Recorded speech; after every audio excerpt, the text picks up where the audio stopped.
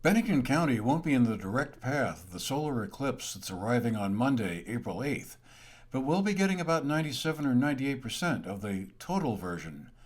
It'll still be a pretty amazing show if the weather cooperates and it's a clear day. It may be decades before another total solar eclipse happens here in our neck of the woods, so it's still a big deal. Big enough so that on Monday, April 1st, Burton teacher Scott Clausen met up with a group of young astronomers at the Manchester Community Library to make some appropriate eyewear for watching the eclipse safely. That's important because viewed the wrong way without special glasses or eyewear, you can damage your eyes.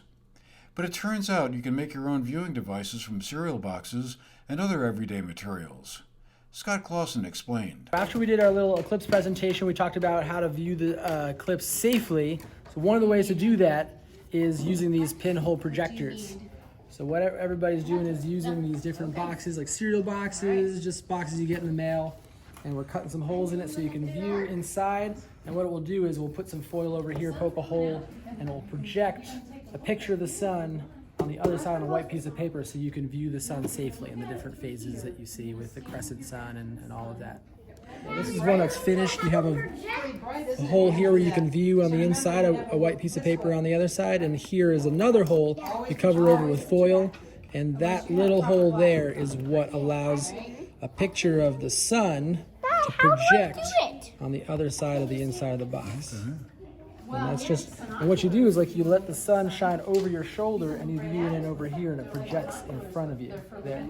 So you get a reflection of it. Yeah, well, it actually takes all the light and it focuses it, and it's like it collects all in that little hole and it projects it on the other side, kind of like any kind of lens might work, like where it focuses the light.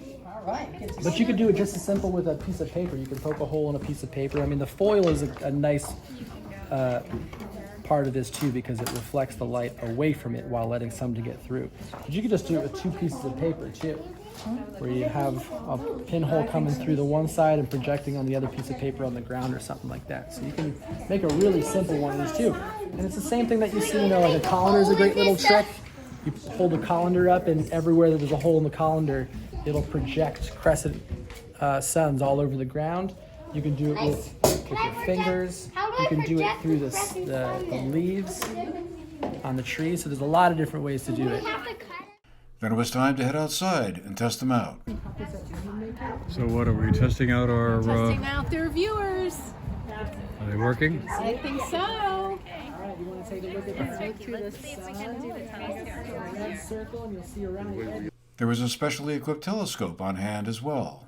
This is a hydrogen alpha telescope, which is different than the other filters that we're using for the eclipse, which is all broadband filters, which is really just intense sunglasses. But this has a special kind of filter. It's called a constructive interference Etalon filter, which allows just this one narrow wavelength of the sunlight to come through, which is the hydrogen alpha wavelength, which is really sensitive to changes in temperature and changes on the sun's surface, which allows us to see prominences, flares, just kind of surface activity basically on the sun. So it gives you a sense to really, kind of see that it's like this big ball of fire too. A lot of times we know it's hot, but we don't get to see the specifics going on. Right. So it looks like one group of young scientists and skywatchers are ready for the big show. The eclipse is expected to happen here shortly after 2 p.m. and continue on until about 4:30 p.m. The peak moment is anticipated for about 3:26 p.m. and will last for about 3 minutes. So get out your tape, tinfoil, and cereal boxes and get ready for the show. For the GNAT-TV News Project, I'm Andrew McKeever.